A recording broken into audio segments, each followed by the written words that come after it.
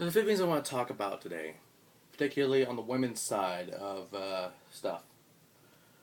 First of all, with the whole Kenny Dykstra, Ken Doan thing with John Cena and the divorce of his wife. Don't get me wrong. I have nothing against Kenny Dykstra, Ken Doan, Spirit Squad member, whatever the hell he was.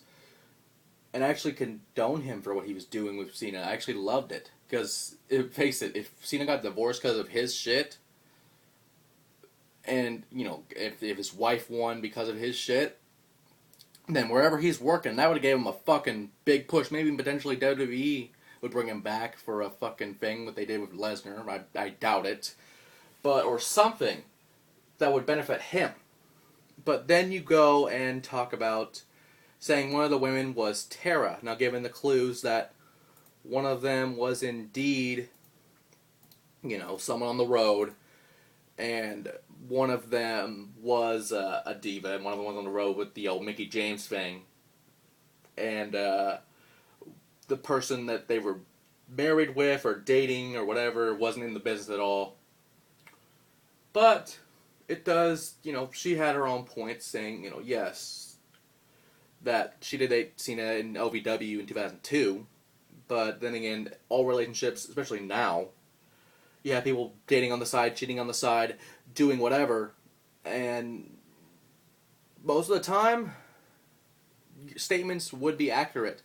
But for Dykstra, Doan, whatever the fuck he's calling himself nowadays, do that to a veteran like Tara, I was more shocked that her and Cena was around in OVW and dating in OVW for like a year or so. But that doesn't really give you the right to do that. I may hate fucking Cena, but the thing remains that you shouldn't do that to another worker, more or less someone that respects everyone like Tara does, like Victoria Tara does.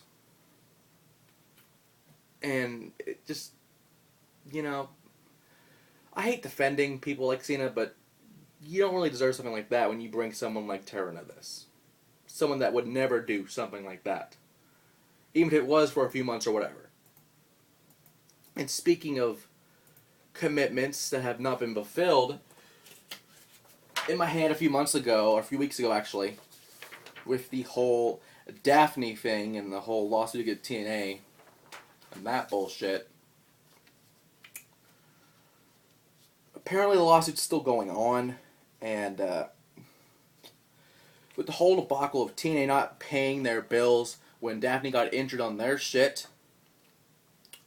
in I think it was a match involving, I think it was the barbed wire match, I think it was the mixed tag, I'm not quite sure.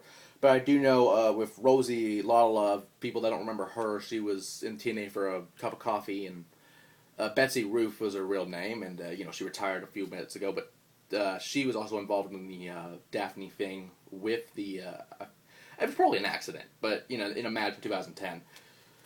But it happened. But, really, TNA would fucking go with $600 when the injuries exceeded over $26,000. That is way more than what they would have given. And to the point of TNA not doing their shit. Now, sure, TNA over the past, and especially with the comments here, with, people having, like, Paul London having claims of that, and Saban's MCL and ACL tears, and that TNA is only a 10-year company. But really, the thing is here that TNA should be able to pay for the knockouts. Should be able to pay for sure for the knockouts, especially since, well, you have people like Hogan getting millions of dollars for a year, a set year. You have people like Sting. You have people like Jeff Jarrett, who's probably not on the payroll, but still, you have great talent that has a lot of things, and you barely pay the knockouts $600 an appearance, $400 even an appearance. Not saying what they have on pay-per-view, because that's probably even a little more, give or take, but that's ridiculous. But I will say this, I love that Daphne wrestled for her injuries, had the balls to actually sue TNA for their bullshit. Especially since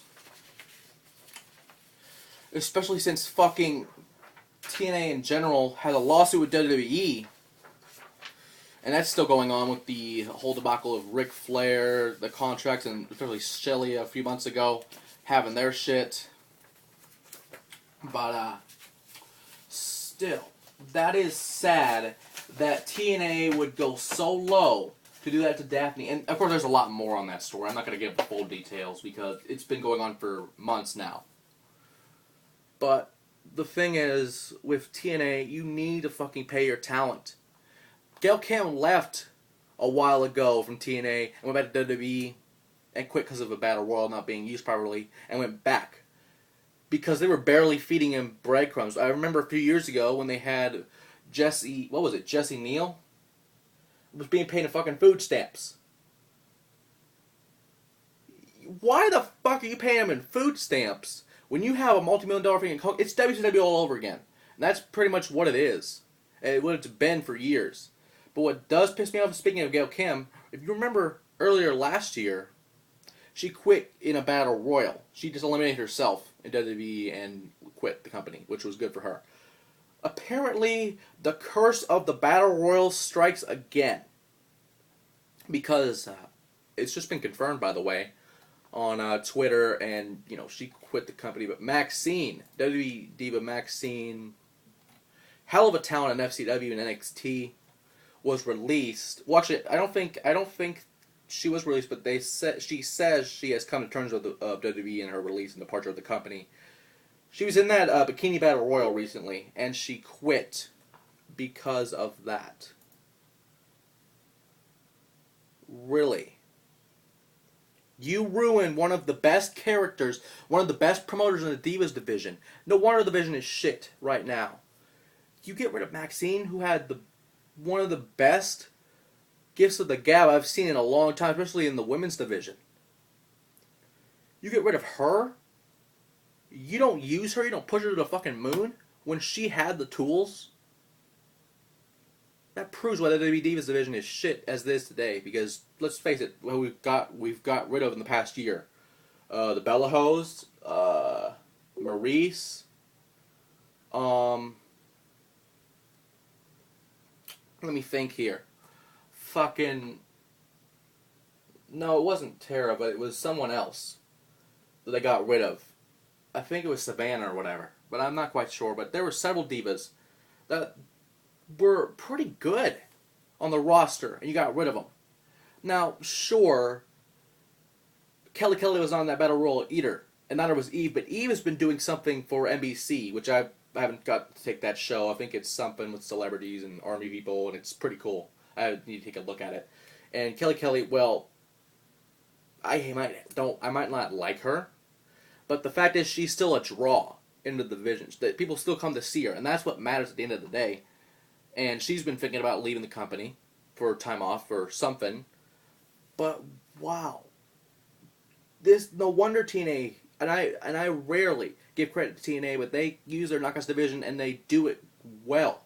They might need to start using people they haven't used in forever, because you haven't used Rosita, Sarita, Winter, and several others. But really, why the fuck? You know what? I don't know. Shit happens, so does TNA, but really, WWE got rid of Maxine. I don't know.